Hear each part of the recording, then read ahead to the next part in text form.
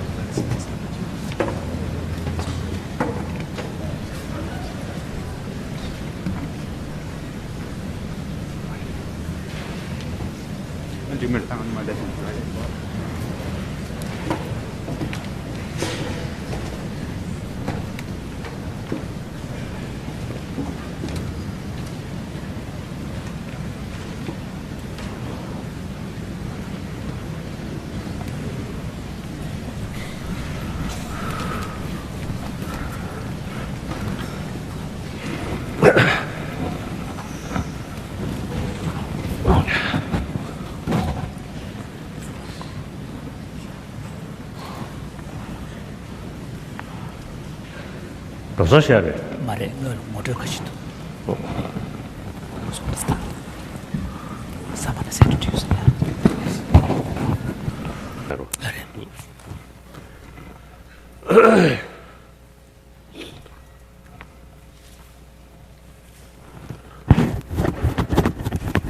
Of course, the topic about nature of mind and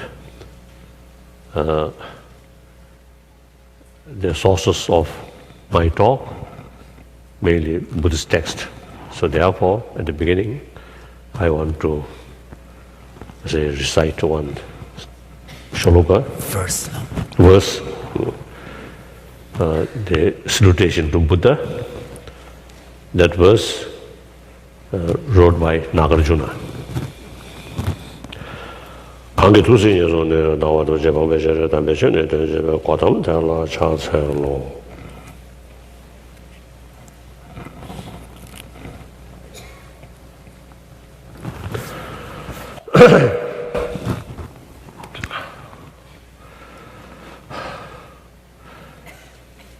Dear brothers and sisters, of course, Chancellor, and my long-time friend and the Dean, and also long-time my friend, although he no longer as a monk, but sometimes I refer still Bhikshu.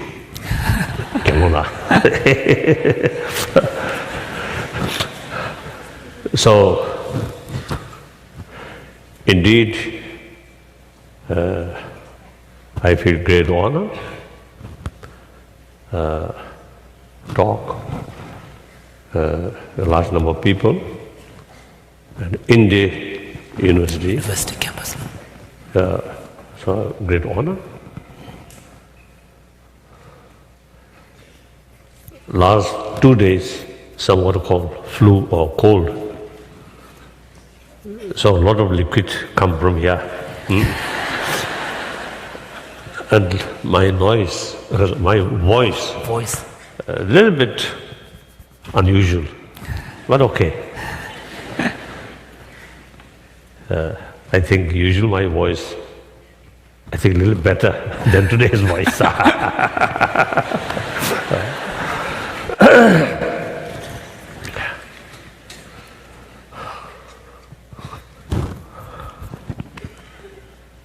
Now originally, lecture about some Buddhist concept, here a bit longer. So at that time, the concerned people arranged this text. Now since the duration of my lecture shortened, so now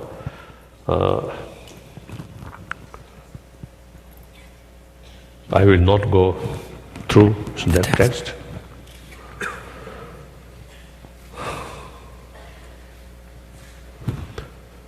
Now,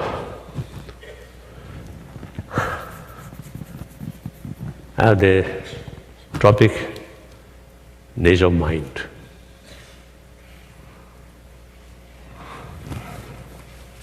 Although all major religious traditions carry same message of love, compassion. With that, spirit of forgiveness, tolerance, and also self-discipline out of awareness, the negative thing, sort of negative consequences. So knowing that and some kind of self-discipline. And also in material field, more contentment. As these practice, same in all traditions. So now these loving kindness or compassion, these are mental quality. And also try to reduce anger, hatred, fear, suspicion. These negative, destructive emotions also part of mind. And basically, the joyfulness, pains, these two things are experience or feeling of mind.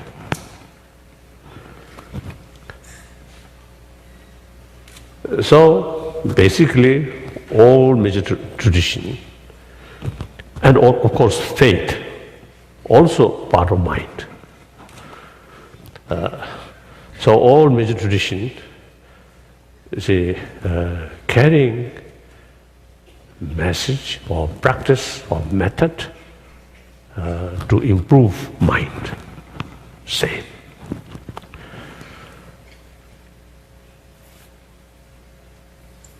But now because of differences, the theistic religion, non-theistic religion, the theistic religion, the emphasis, importance of faith.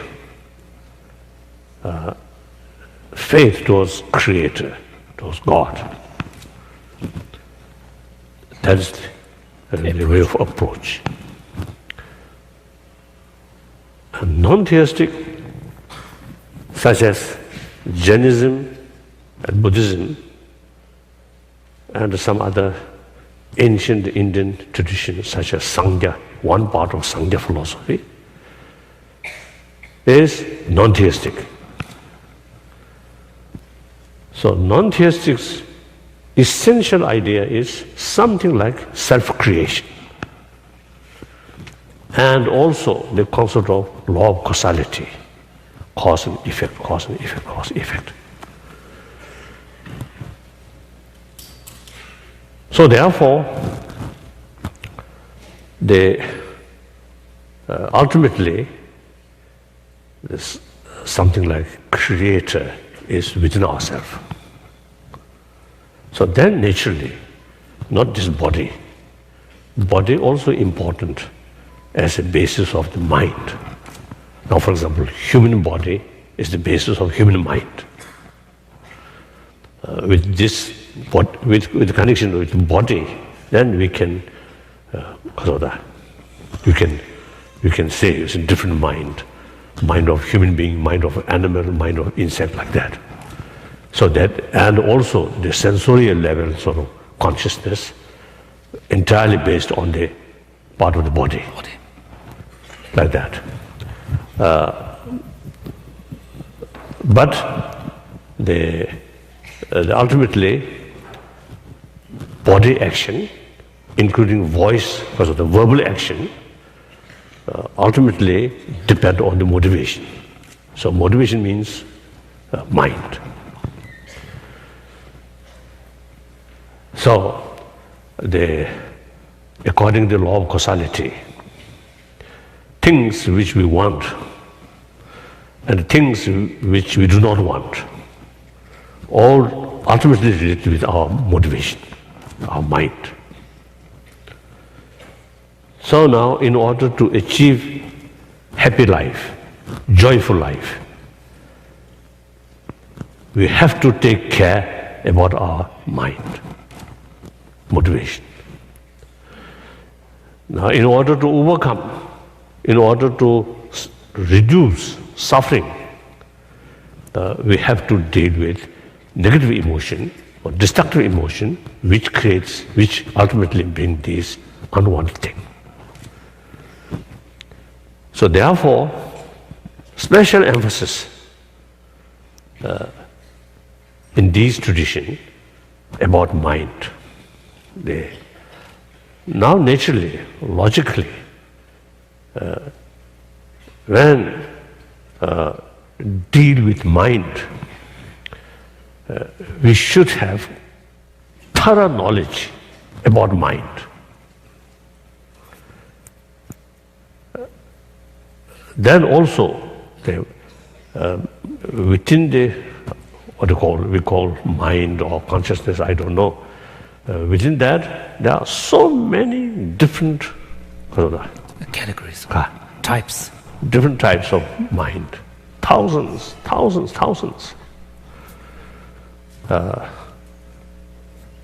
Then all these destructive emotions.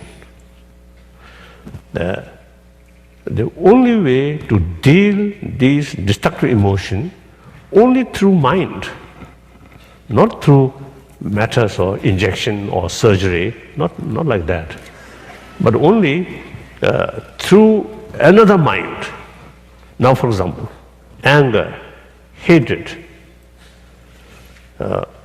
will not reduce through some drugs or alcohol.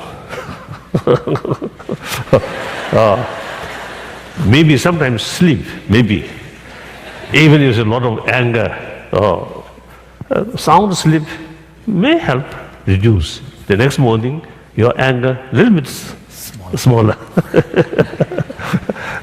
Actually, they basically, all these negative, destructive emotion, they dealing these destructive emotion in order to reduce. The only way is opposite mind, contradictory mind. First realize the contradictory sort of mind, then increase that. That's the only way to change or to reduce these negative emotions. So in other words, in order to reduce the destructive emotion, the only way is to increase these constructive emotions. That's the only way. So therefore, again, we have to know what kind of mind, what kind of thought is ultimately destructive, and what kind of mind or emotion ultimately constructive. So we have to know that. Then, big question, destructive emotion can eliminate or not? Now this is a big question. In order to find answer for that question, we have to know the ultimate nature of mind and the basis of all these destructive emotions. Then you get some understanding, the possibility of elimination these destructive emotions. So therefore,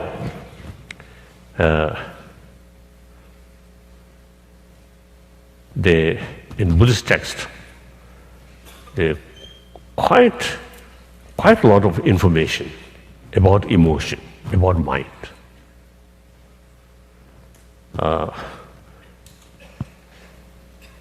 And then also, I think particularly in Tantric teaching, since the Tantric teaching also involve some, what's the physical, No. usually we call zaluntigli. Yeah, some manipulation and application of physiological forces. So therefore, you see, it mentioned the sort of different level of mind, Subtleties. like grosser level of mind, and more subtle, like that. That mentioned only in Tantric text, in Tantric teaching. So for example, just this moment, our sensorial consciousness, our mind, fully functioning, active. Although simultaneously, the Thoughts now. thought also go simultaneously. But sensorial consciousness are much more dominant. Then during dream time, the sensorial consciousness no longer function. Only thought, another level. Then during deep sleep, without dreaming, another level of deeper level of consciousness of mind. So then also, when at the time of fainting,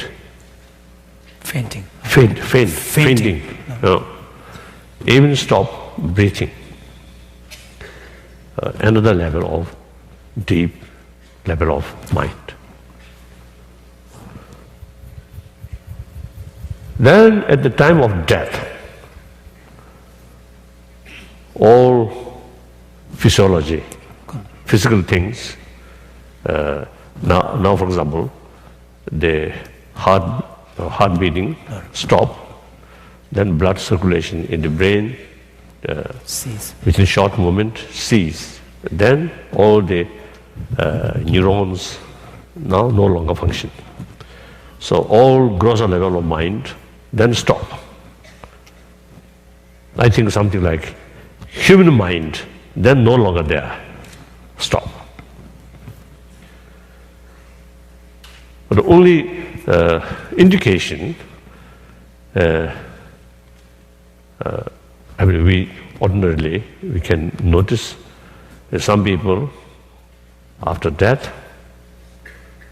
at the time of death, physical level, death, clinically recognize or declare death. But the body remains very fresh. Now one example, my own senior tutor, after death, about next 13 days, his physical, his body remained very fresh. And then recently, one senior No, a Tibetan Lama, the former throne holder of Ganden. I think last year, after he Passed away. passed away, I think next almost 3 weeks, his body remained fresh. So fortunately, at that time, as soon as I heard that Rinpoche's body still remained fresh, so then I asked one medical center in Dharamsala, since we already kept some mission to check a person who remained that state. So some simple mission available.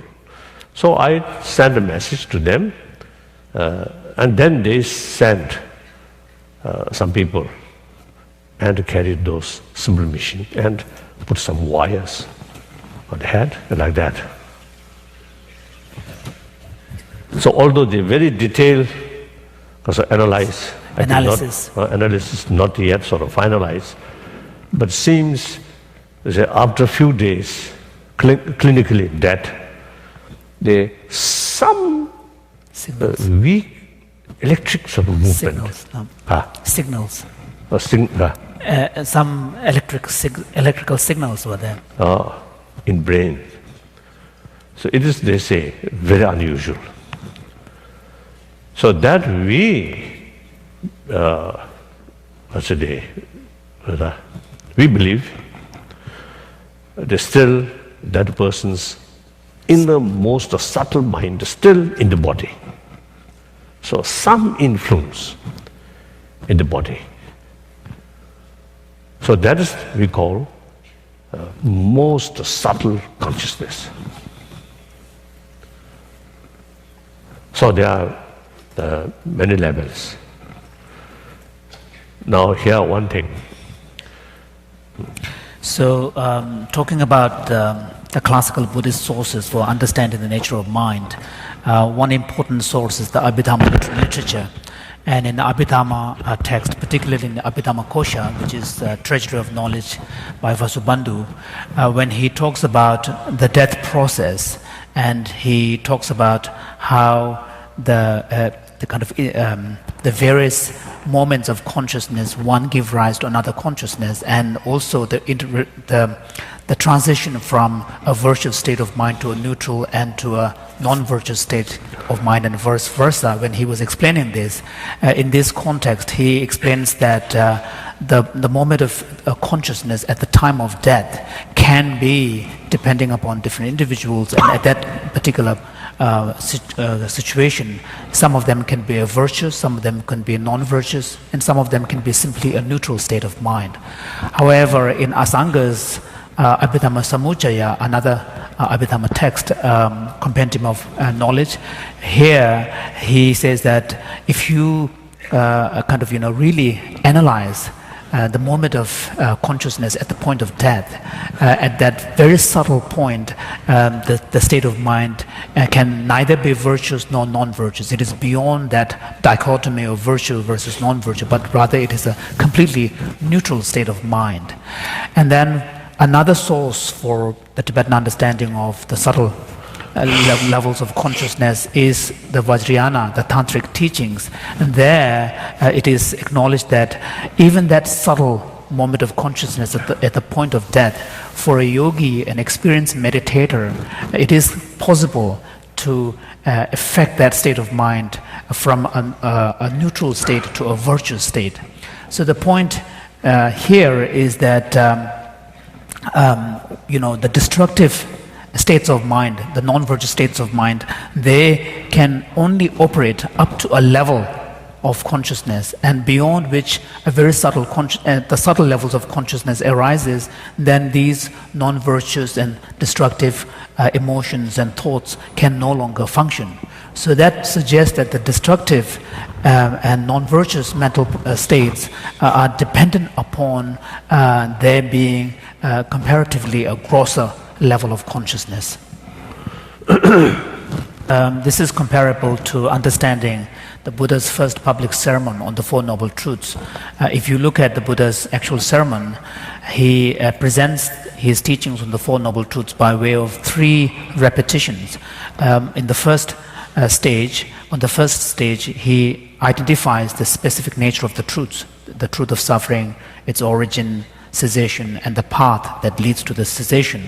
And then in the second round of explanation of the Four Noble Truths, then he talks about the functions of each of these, knowledge of each of these truths. So the fact that suffering must be recognized, the origin of suffering must be removed, cessation of the suffering must be actualized, and the path must be cultivated. So this is second round. He explains what needs to be done with that understanding. And then in the third round of repetition, he explains what are the results that one may attain as a result of application of that knowledge. So here we can see that even in the first public sermon, Buddha's teaching on the Four Noble Truths, he presents the teachings in the context of understanding the nature of reality, the first stage. Second is the application of that knowledge in one's daily life and practice. And then the third is the result one will achieve from that path and application. So usually I make sort of three sort of categories. Distinctions.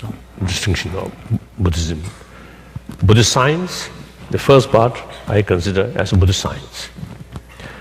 Second, Buddhist concept or Buddhist philosophy. Buddhist concept or philosophy come on the basis of today's reality. So that's Buddhist science. Then Buddhist concept or philosophy. Then Buddhist religion. Because of that, because of possibility to elimination of all negative emotion, then worthwhile start some practice. So here in this text also, the surely, right? They did what? They short. Just to what? Careless. Right. Send it. That's the someday. You will miss the sums. Some she's a jet, you will give whatever. What turn it turned in your limits. Nelson Lamb and Yamdot, solemn years, but Jesus Shango said the Dari, Tambudi, the Simgi, Tadere Transi, Dishat. Then a Nibati, the Nijibi Nuzane, Laudo to Shat. Tell it then, and in the Vinya.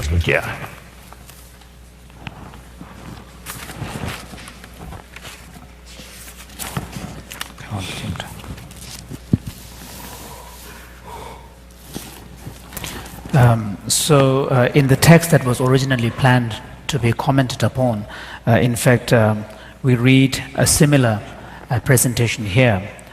So it says that the actual explanation has three sections. The first is how to analyze the fundamental ground of the mind and how to identify the innate primordial state. So that corresponds to understanding the nature of reality. And then searching for the hidden dimension of reality by analyzing how the mind arises, abides, and moves on. Correct. So and then so the second one says, having effected the introduction, how to implement that into practice. And then the third one says how the levels of realization and experiences arises on the basis of that practice. Question you Two. Question you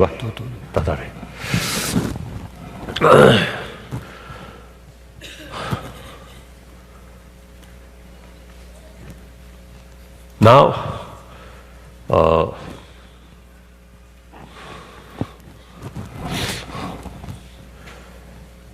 in the past, I think more than 20 years, we had some sort of serious discussion or seminar with scientists. There is some sort of dialogue or discussion, or actually mutual learning.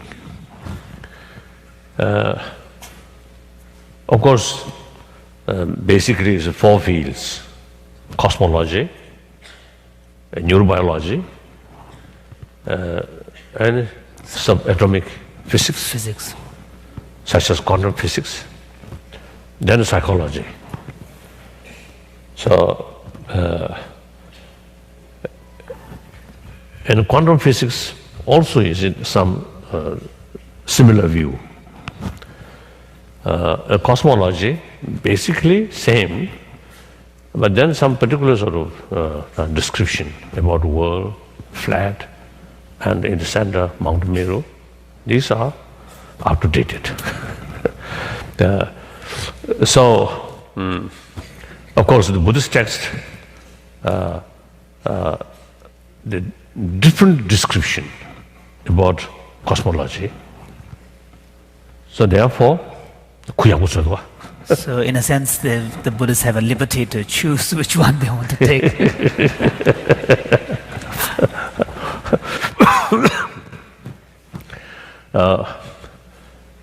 Then some of the such as quantum physics. Oh, really, great interest over 2,000 years, sort of what's today, Buddhist concept, and modern, latest sort of findings, scientific sort of findings, physicist sort of finding.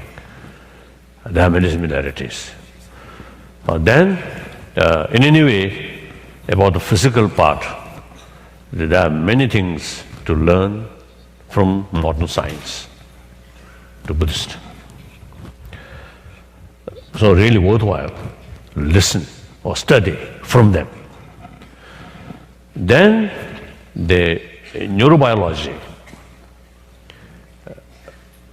although the Buddhists, particularly in Tantric, say mind and energy. So quite interesting, you see, to investigate the relation between emotions and the neurons and these things. But as far as the physical side, the modern science much more advanced. So very useful to learn from them.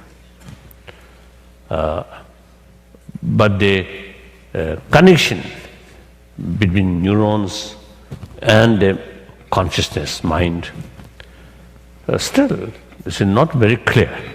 The modern science or psychology, usually they call soft science. Soft science. I think very young, very, very young, something like kindergarten. The ancient Indian sort of science of mind seems much advanced. So a lot of information, something useful to modern scientists.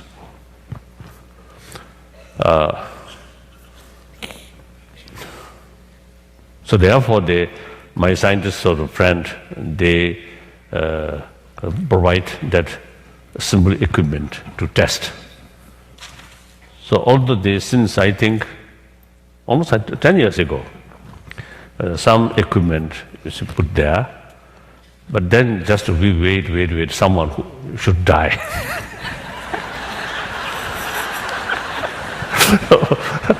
But then, when the equipment available, no one die through such sort of experience. Then when in the past, it's quite a number of occasions, such happen, but then mission not available. So now last year, two things combined now. So in any way, so these things really interesting. The further sort of investigation or acquiring our knowledge through joint effort is very good. So now the mind. Now here, since our meeting with scientists about mind, one thing in India, perhaps I think more than 2,000 years, perhaps around 3,000 years, there is some knowledge about sensorial consciousness or mind and yilukasa. Mental, sensory versus mental experiences.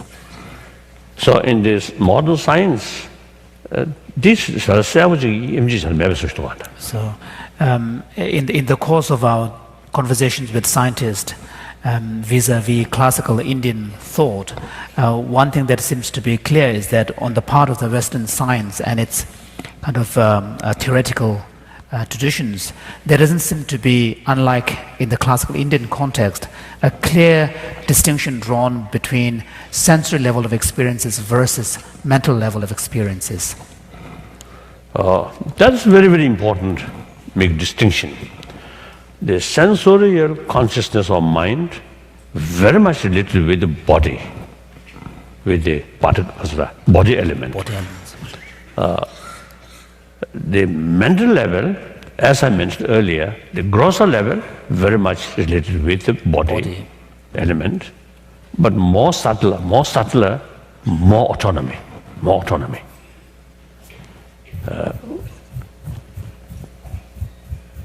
And then the motivation strategy, and also when we talk about the underlying states of mind that motivate behavior, and then we're not talking at the level of sensory level of experience, it was talking at the level of mental level of experience.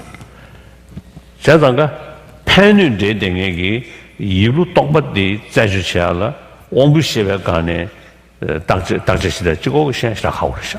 So therefore, in order to understand the functions and operations of this mental level of experience, which is really what determine a lot of our experience of happiness and unhappiness and harm and injury and so on, simply focusing our observation and study on the sensory level of experience is not going to be adequate.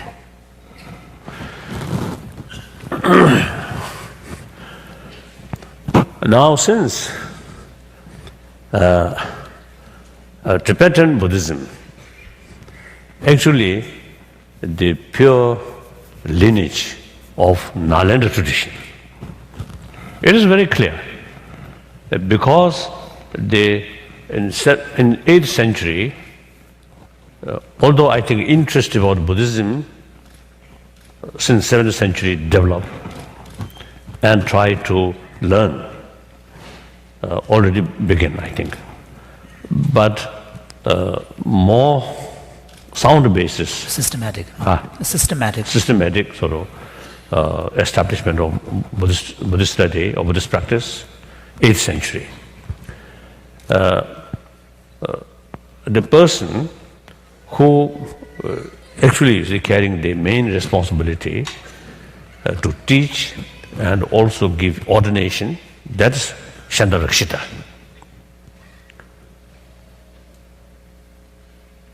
So on the invitation from Emperor, 8th century, Trisung Tezen,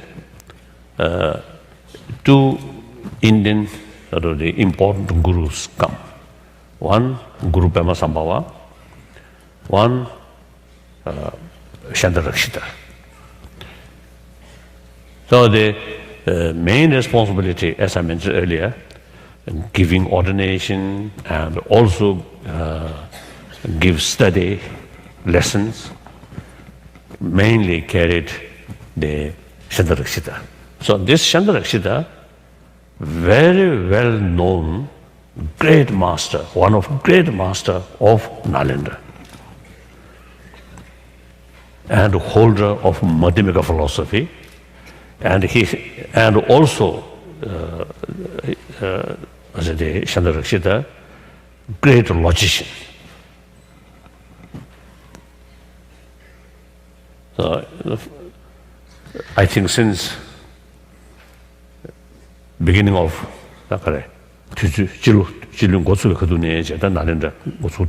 So Nalanda monastic establishment began towards the beginning of the Common Era. Then Nagarjuna come from that institution, and many other, and among them the great philosopher as well as great logician come from lineage. In that lineage. So this Shandarakshita philosopher, mathematical philosopher, at the same time, great logician. His sort of writing available in Tibetan translation shows such a wonderful logician as well as a philosopher. So naturally, the main introducer of Buddha Dharma in Tibet, one of the top scholar or great practitioner or great monk, bhikshu from Nalanda. So naturally, if the teacher, a philosopher or logician, and he wants his student should be that kind, isn't it? Logically. So therefore, I think till now, in Tibetan tradition, basically the Nalanda tradition, very clear. I often is telling people, I myself, when I study our tradition, mainly at the young age, 6, 7 years old, then we have to learn, then already begin learning by heart those root texts. So my own case, at that time, 6, 7 year old, no interest about Buddhism, no knowledge, as my Richard Blum. Richard Blum, as he mentioned, the reincarnation of third Dalai Lama. I don't think. So you see, when I was young and start learning by heart these texts, no interest, great reluctance. My only interest is to play. So therefore, my tutor have to keep one whip. At that time, myself and my elder brother, we both monk, we both studied together. So my tutor kept 2 whips. One whip, ordinary whip, one whip, yellow whip. So that yellow whip should be considered as a holy whip. The yellow holy whip for holy person Dalai Lama. But you can imagine, if that holy whip used, I don't think any holy pain. I think pain is same. So out of fear, I study. I carry these texts. So the point is, all these texts which I learned by heart, and also similar. And my bhikshu, the ex-bhikshu, also you see, all is the same sort of experience. All these root texts wrote by Nalanda masters. Nagarjuna's text, or Aryadeva's text, Arya Asanga, Basubandh, like that. So all originally is wrote by Nalanda master. Of course, meantime, we also study commentary. Among the commentary, many Indian commentary, as well as Tibetan commentary. So we also read these things, but real text, all come from Nalanda, like that. So therefore, and then these commentary, whenever some important point reach, they always relying on quotation, one of the Indian well-known Indian master, like that. So therefore, it is very clear, the Nalanda tradition. Then also, Pema Sambhava there. So he also, I think he take special sort of responsibility to introduce Tantriyana.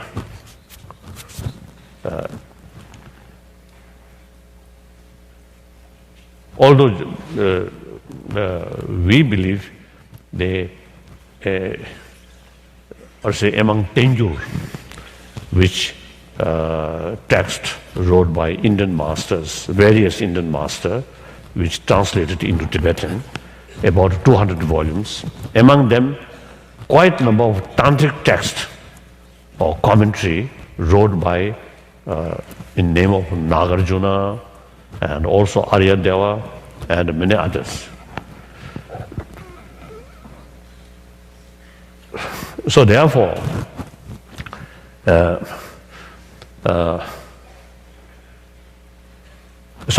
Tibetan Buddhist tradition, Nalanda lineage, and meantime, complete form of Buddhism. That means Pali tradition, all the Vinaya Sutra, original text, the original language is Pali language. And then in So amongst the three collections, scriptural collections known as the three baskets, one is the basket on discipline. So the Tibetan canonical collection, the text on the discipline basket are primarily based on the Pali teachings.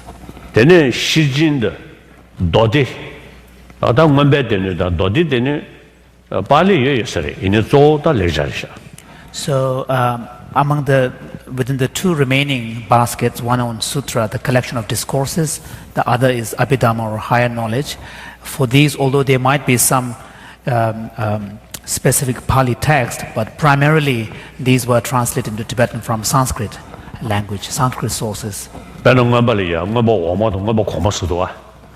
example, in the Tibetan tradition, when we speak of abhidhamma tradition, we speak of two systems of abhidhamma, the lower abhidhamma and the upper abhidhamma.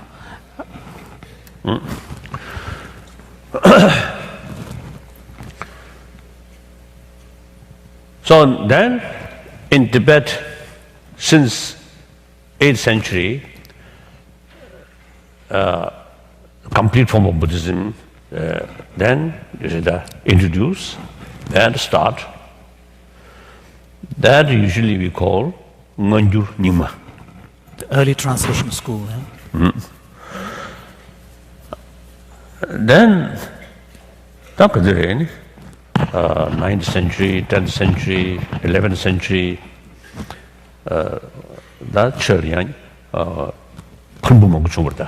So during this period, the establishment of the Buddha Dharma in Tibet went through a turbulent and difficult period of degeneration. And then Tibetan emperors sort of organized, emperor also then decentralized. And also, Tibet as a country became splintered into different smaller kingdoms.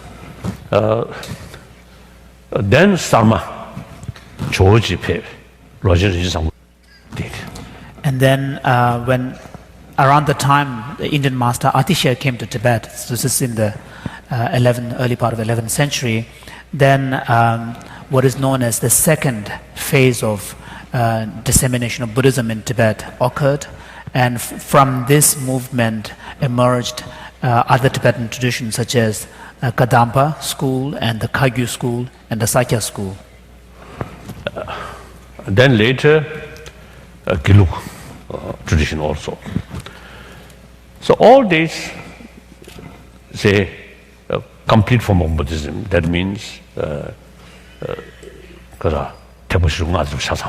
so each of these lineages embody the complete form of Buddhism, which means that they embody the teachings of all the vehicles, including the Vajrayana teachings as well.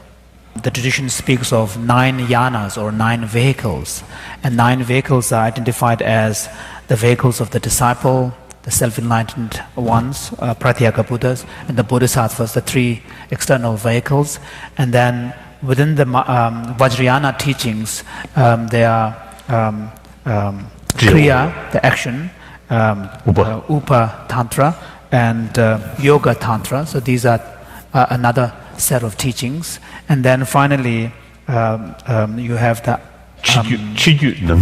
so these are the external tantras or outer tantras, and then you have Maha Anu and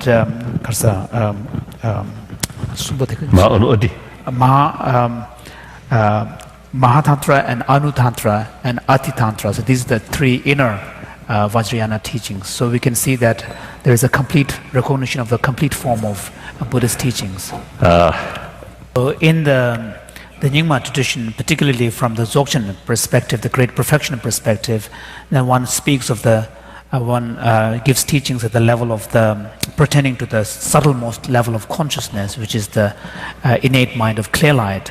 And there the focus is primarily on introducing the nature of mind at that level and bringing about the realization of that awareness. So one unique method in the Great Perfection tradition is based upon drawing distinctions between what the tradition calls basic mind versus primordial awareness or Rigpa awareness. And here the distinction is understood on the basis of those mental states which are more occasional and adventitious and more temporary, and these belong to a basic, they are kind of more of a fluctuating nature. They are characterized as belonging to the basic ordinary state of mind, whereas Rigpa awareness is characterized as being devoid of that kind of fluctuation. They are ever present, and also they are recognized to be a primordial quality of consciousness. So the distinction is drawn between these two. Yang Dzogchen le nang se gi Dzogchen sem de, Dzogchen long de, ane mengang des, ane mengang le chigor, nangor, sangor, ane yangsang lami kwars, sungdoa. So, and within the Dzogchen teachings, of course, sorry, earlier I forgot that, so the Rigpa awareness that is characterized as being free from fluctuation, ever present and so on, is sometimes also referred to as Samandrabhadra, all goodness, and with no beginning, no end, and atemporal.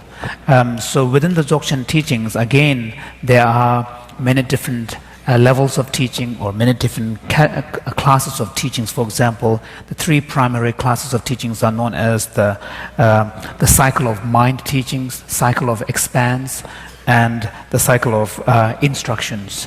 So we see there are many different types of teachings even within the Dzogchen Great Perfection instructions. Primordial mind, the Rigpa awareness, referred to as, characterized as Samandrabhadra, is in fact described as primordial Buddhahood. And this is a primordial quality of Buddhahood that we all possess. And however, this primordial quality of Buddhahood is obscured by adventitious mental factors, which are the afflictions and the various thought processes. And through practice, when this primordial quality of Buddhahood is removed, when all of these adventitious mental qualities, properties, processes are cleansed, then one becomes reawakened or re-enlightened. So the attainment of enlightenment is referred to as the reawakening or attainment of enlightenment.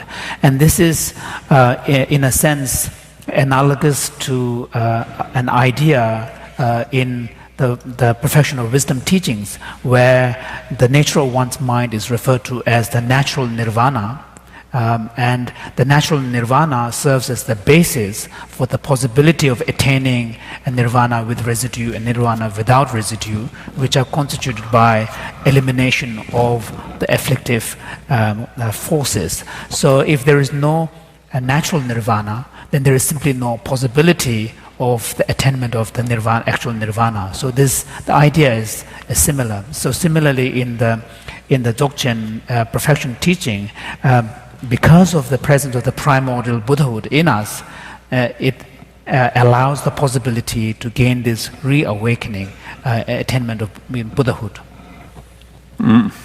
So when we speak about 9 yanas or 9 vehicles from the early translation tradition's perspective, it's not a question of simply making a presentation about the general teachings of the Buddha, but in fact there is a tradition where the teachings of all the 9 yanas, 9 vehicles, are made relevant to the progress of an individual who is working on the path.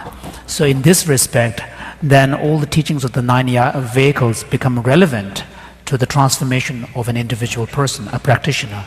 So in this context, then the teachings and the practices of the Four Noble Truths correspond to the teachings of the disciples vehicle. And then when the teachings of the Four Noble Truths are further elaborated, then the Four Noble Truths, the causal networks between suffering and origin and cessation in the path, when they are further elaborated, then the teachings of the 12 links of dependent origination becomes relevant. And here, both the reversal order and the sequential order of the relationship between the 12 links are explained and then meditated upon. Then the practitioner is essentially implementing the teachings of the Pratyeka Buddha, the self-enlightened ones. And then when the individual moves on to the next stage, then the teachings on generating bodhicitta and the altruistic awakening mind, and based upon that implements the practices of the 6 perfections, giving, moral discipline, and so on, culminating in the cultivation of shamatha, tranquil abiding, and also vipassana, a special insight. Then the practitioner is implementing the teachings of the bodhisattva vehicle. On that basis, then one moves on to the next level, where deity yoga practices are brought into one's daily practice. And then, depending upon the levels of one's experience, the deity yoga practice becomes ever more subtler. And that's how one moves through this next 3 vehicles. And initially, for some individuals, it is said that the Kriya action tantra meditation may involve visualizing one's meditation deity in the form of a master outside, and then from whom one receives blessings and empowerments and so on. But gradually, as the deity yoga realization becomes more and more profound, one moves on to the next stages. And then finally, one moves on to the Mahayoga and Anuyoga and Adiyoga. Then there, the manipulation of the subtle energies and the channels and the drops, these practices, the more advanced Vajrayana practices, are also brought into the person's path. And then all of these, having established as a kind of a preliminary practice, one then moves on to the Dzogchen, the great perfection, Ati yoga practice, where the focus is really on affecting the realization of the Rigpa, primordial awareness. Therefore, when and this is in fact the approach that is presented in the 7 treasuries of Longchenpa, for example. And in fact, I normally recommend to people who wishes to engage in the great perfection practice to proceed by first study Longchenpa's treasury on the philosophical systems, Drupta Dzu, and then follow that with the treasury of wish-fulfilling jewel, Yishin Dzu, and then on that basis also study Semying also, the mind at ease, which there is a custom of doing the study and practice of this over a period of 145 days.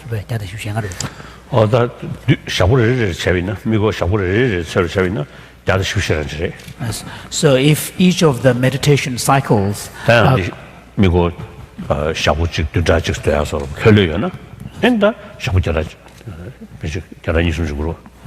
so each of these rounds of visualization, practice cycles are correlated to a day or week, and then there is a custom of doing this over an extended period of time in one stretch. That would be beneficial.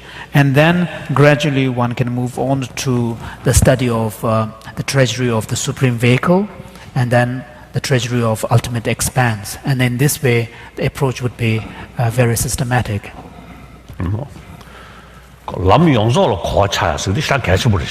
So the point is, it is very important to have an overall understanding of the basic framework of the Buddhist path.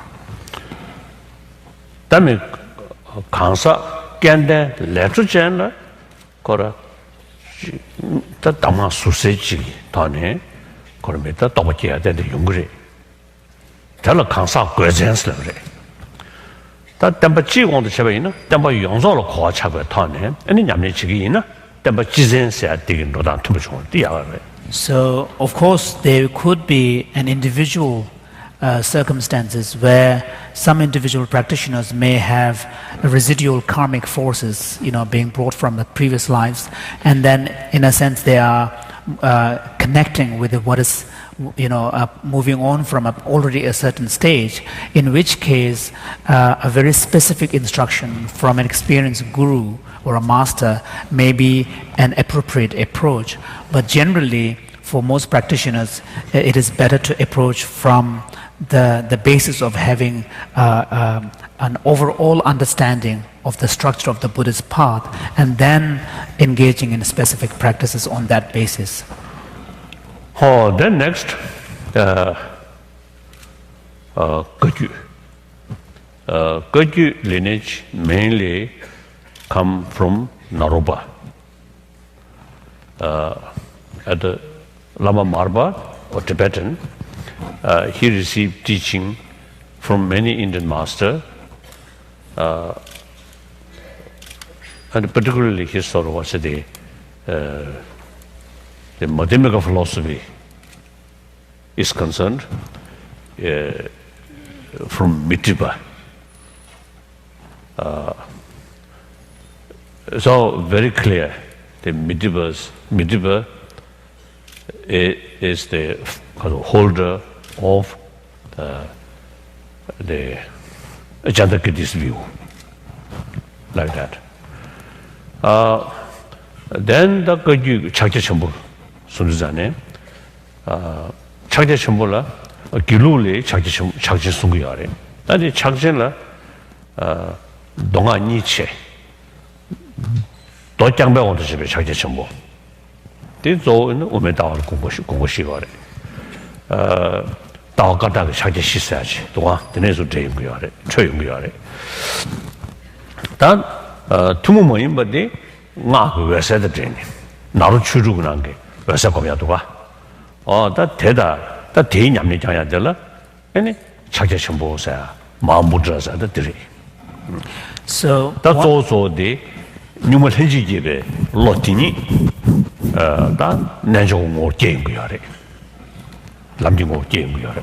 So one of the key teachings of the Kagyu tradition is the Mahamudra teachings, and although Mahamudra teachings can be found also in the Gelug school as well, but in Kagyu teachings, Mahamudra is the essential instruction.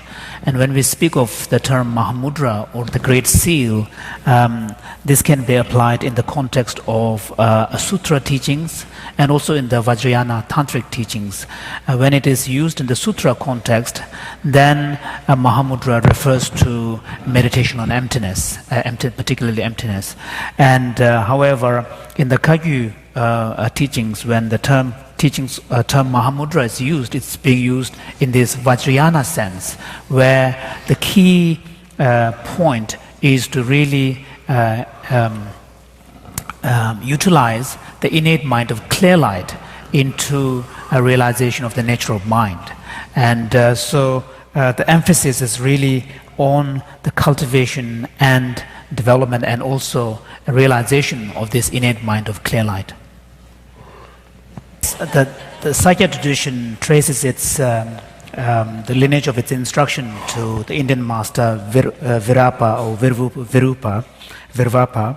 And the key instruction of the Sakya school is known as the Lamdre cycle of teachings, path and its fruits, and path and its fruition teachings, Lamdre teachings. And these Lamdre cycle of teachings are principally based upon a cycle of Vajrayana text known as the He Vajra Tantra. And the key idea in that cycle of teachings is the notion of three types of continuum, and referred to as the three tantras. And one is the causal tantra, the basis of all, and then the causal tantra, the explanation of the causal tantra and the instruction based upon this is presented in the form of what are known as the three appearances and also three tantras. The three appearances here correspond to the non-Vajrayana teachings. For example, the teachings deal with what are known as the perspectives of afflicted mental states, cleansing of the afflicted mental states, perspectives, the teachings corresponding to the cleansing of the impure perspectives or impure appearances, and then finally cultivation of the pure appearances. So these correspond roughly to the external teachings, such as the teachings of the disciple vehicle, the self-enlightened one's vehicle, and the bodhisattva vehicle. And however, the central focus of the teaching is really on understanding and cultivation of the qualities of this basic causal tantra, the Kunshi Gyugyu.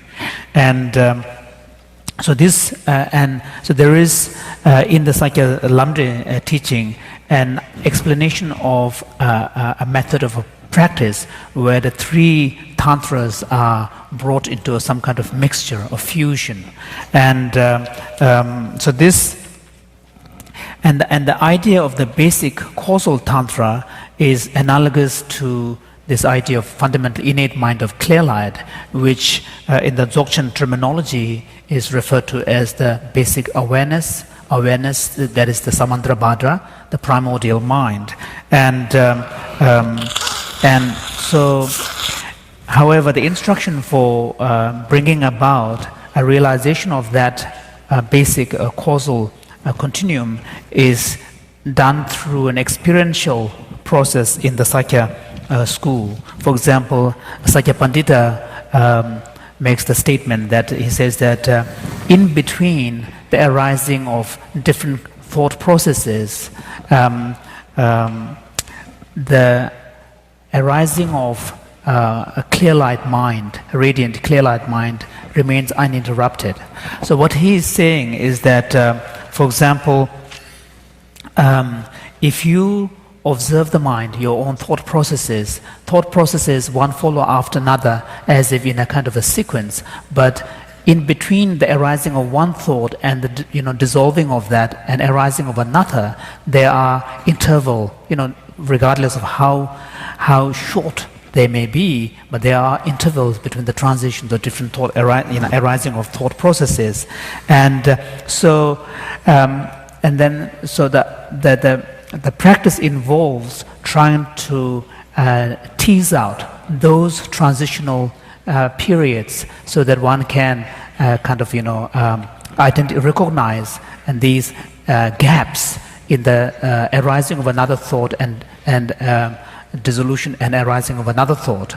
And so this is done through a cultivation of a particular meditation practice, which is found also in the Gelug and the Kagyu Mahamudra teachings as well, where one seeks to cultivate an ability to simply focus on the present moment of consciousness.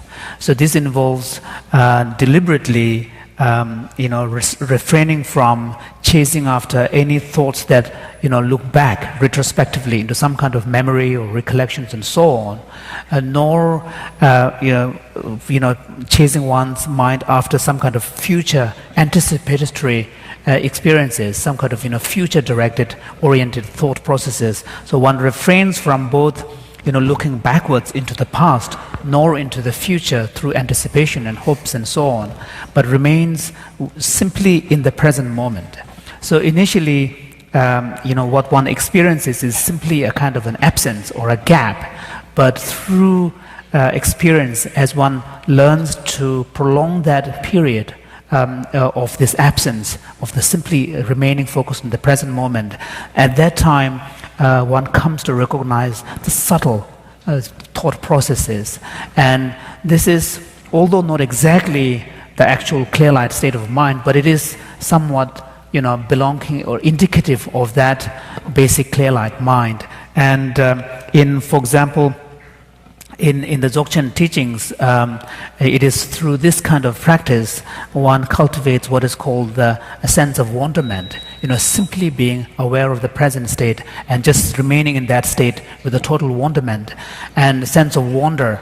And then from this sense of wonder, one leads to a real experience of Rigpa awareness. So this is what Zapetul Rinpoche, for example, explains.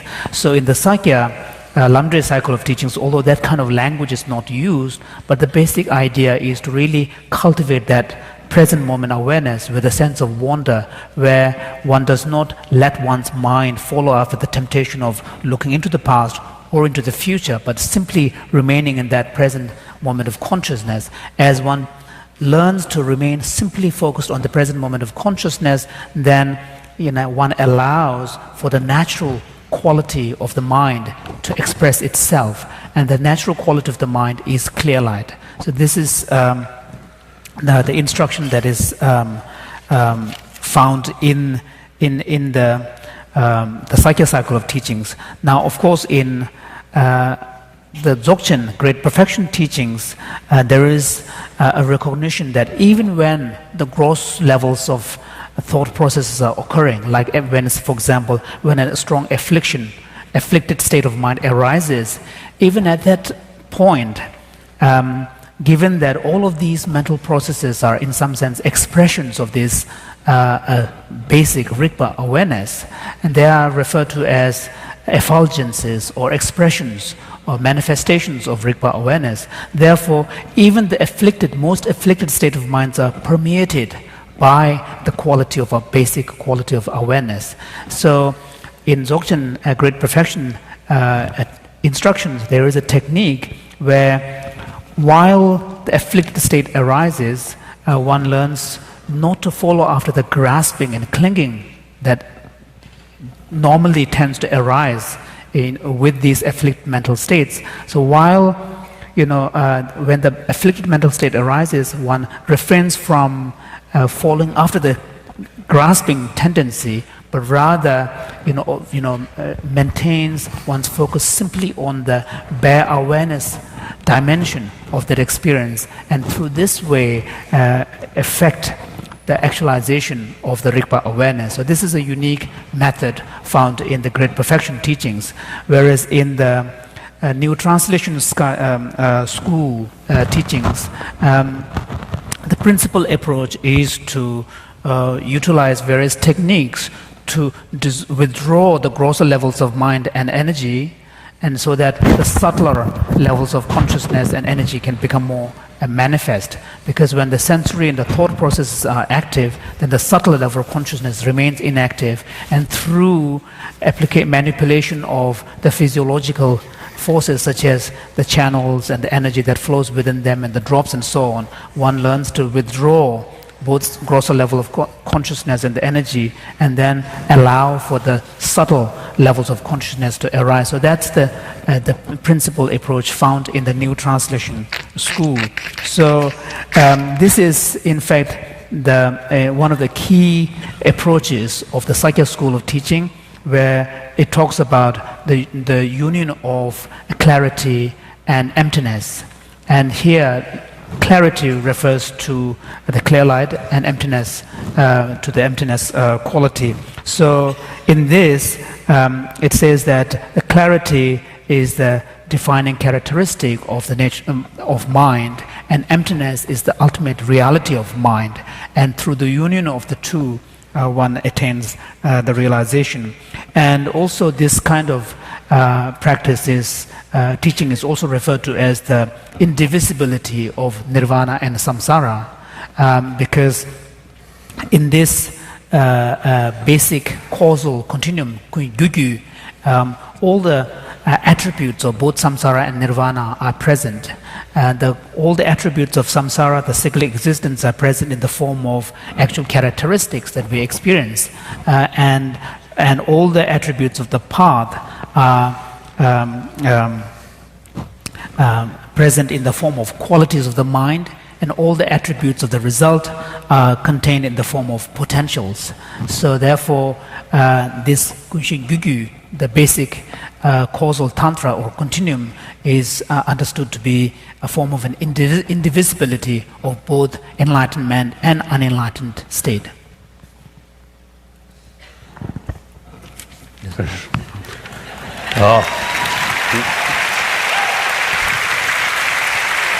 Okay.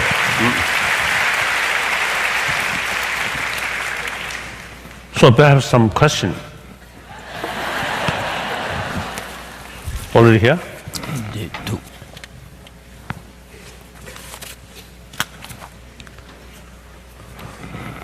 Your Holiness, these questions were submitted through the internet. Yes. And Professor Cabazon handed them to me.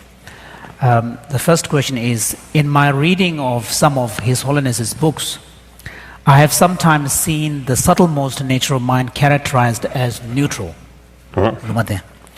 But in other instances, it seems as though His Holiness says that we have an innate predisposition for goodness, for love, for compassion, and for enlightenment.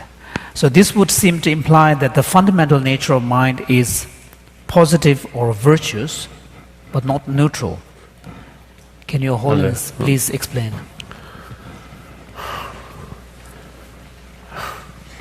And generally, of course, we are not talking about ultimate reality or subtle mind. As far as subtle mind is concerned, this moment, just a word. So our basic sort of human nature.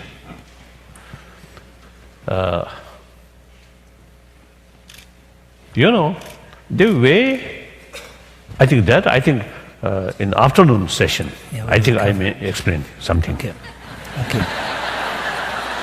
So those people who will not come this afternoon, the next session, then you can ask someone who attends. Second question, Your Holiness. Is there some reason to prefer meditation on the nature of mind to meditation on anything else? For example, meditation on the nature of self or other phenomena? Kasa, simgal. Simgi ngong komya jo. Right. Di komya di penaya meta ba goba tanti dame ba goba de komba la le thagre di dam ko ke nega khainas.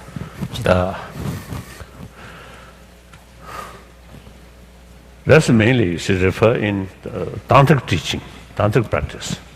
The reason is, as I mentioned at the beginning, ultimately things depend on our motivation. Motivation is part of mind. So therefore, So,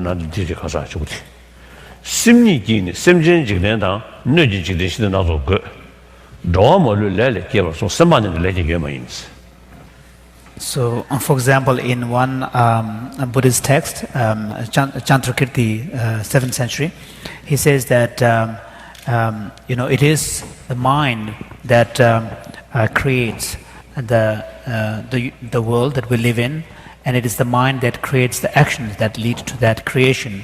And therefore, in this way, we understand the karmic action to be the causal agent for creation.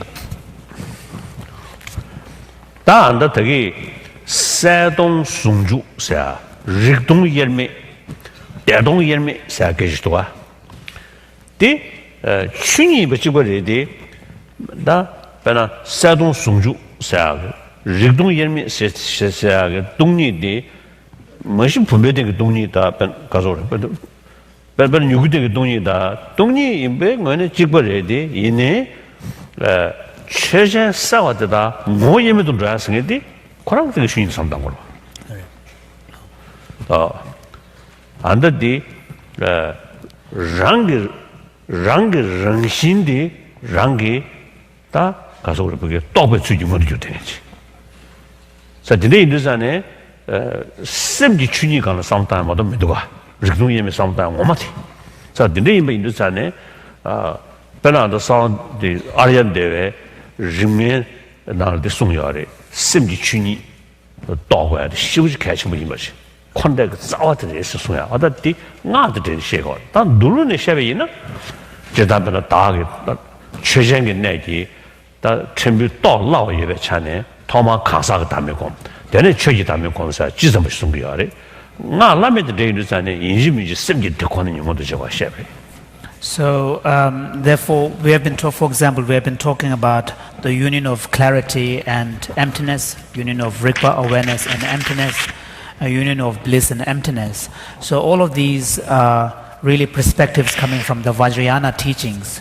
And therefore, in Vajrayana teaching, the meditation on emptiness, on the mind itself, the nature of mind itself, becomes very important because although one can take the emptiness of, say, an external object like a sprout and meditate upon it, but the distinction here is that when one takes the mind to be the basis upon which one meditates on emptiness, then one is actually reflecting upon the nature of one's own mind, the ultimate nature of one's own mind. And all of this is really from the perspective of Vajrayana teaching. For example, in one of Aryadeva's texts on Tantra, he explains the significance of taking a mind, the nature of mind, as the focus of one's practice in the Vajrayana context. However, in a non-Vajrayana context, such as the perfection of wisdom teachings, then generally it is said that between the emptiness of the person and emptiness of phenomena, one generally takes the emptiness of person to be the initial focus, because it is easier to understand emptiness by taking one's own personal identity or person to be the basis of meditating upon emptiness. Then one sort of the Sanskrit word usually we recite, that is Om Shunada Dhyana Banza Sumbawa Emakohang. These Sumbawa say Rangshi Saishwa. Or that the Kangum Junelu the Chishan Korang Rangshimba. So, in this mantra that is part of the Vajrayana sadhana practice, there's the word Svabhava, which means nature. And Svabhava, in this particular context, indicates meditating upon the Svabhava of the mind itself, the very mind which is meditating upon its own nature. So, Om Sumbawa should Sawa Dama, Sumbawa should hang Sayagi, Sumbawa Sayadida, Om Shuna the Janama Sumbawa Sayakar, Tendar Karadwa. So, the Svabhava in these two different contexts are different. One is Svabhava of the nature of all phenomena, whereas in another context, Svabhava or nature refers to the nature of the mind meditating upon itself. Yeah, next. I'm wondering if you think it is a lot more difficult for Americans to focus their minds and to be able to reach enlightenment. That sem nel to pubje sem that focus che the kangen che metros arizo and things are the kanda to be le kangen che metros chikche. We are a culture that thrives on stimulation, excitement, pleasure, and doing everything very quickly. I think that meditation and centering oneself is extremely difficult in American society. Do you think it would be easier for Americans if we lived in a country with a slower pace, where people took more time being present in their daily life? Basically, I don't think there's much differences, whether Eastern or Western. I don't think much differences.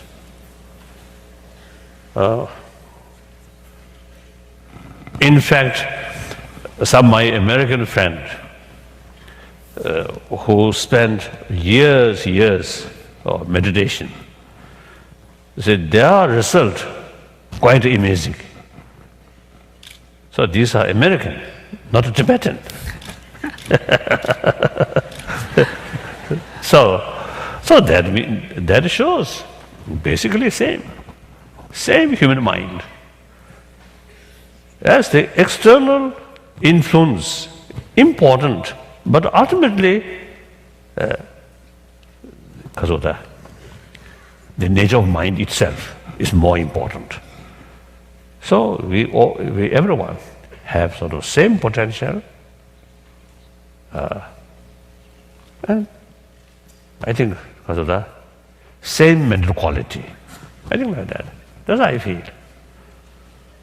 But then someone, I think this questioner, if you're really serious, then thorough investigation, interview more people, then maybe you get a more clearer picture.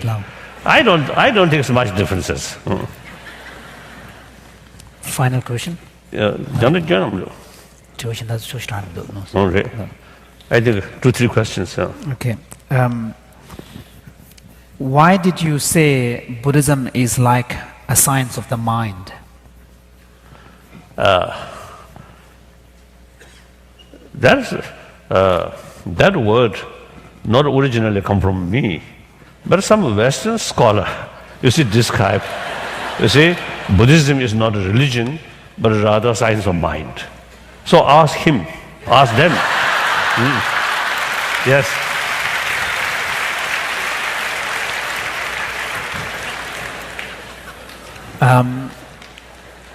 How do you feel about the use of LSD and other psychedelic drugs to attain higher states of consciousness or spirituality? Of course, firstly, I have no such experience. Then according to those people who have some experience, then it seems but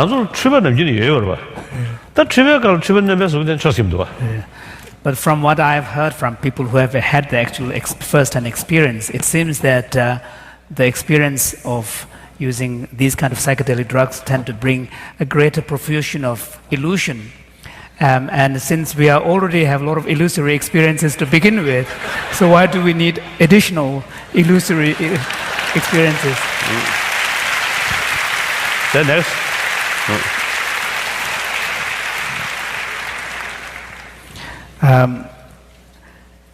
I think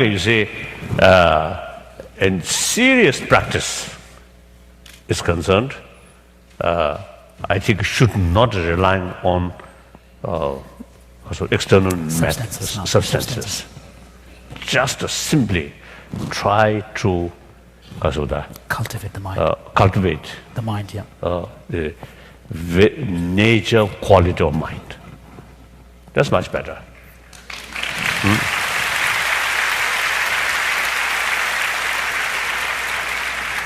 And a happy heart. That answer is to come later. In the afternoon. In your 50 years of exile, you have faced down many hardships, and never wavering in your commitment to your people and the fight for social justice. What advice do you have for young people on how to achieve success while staying true to one's moral principles? Afternoon. So most of the questions are more general. Now stop. Yeah. Thank you. Thank you very much.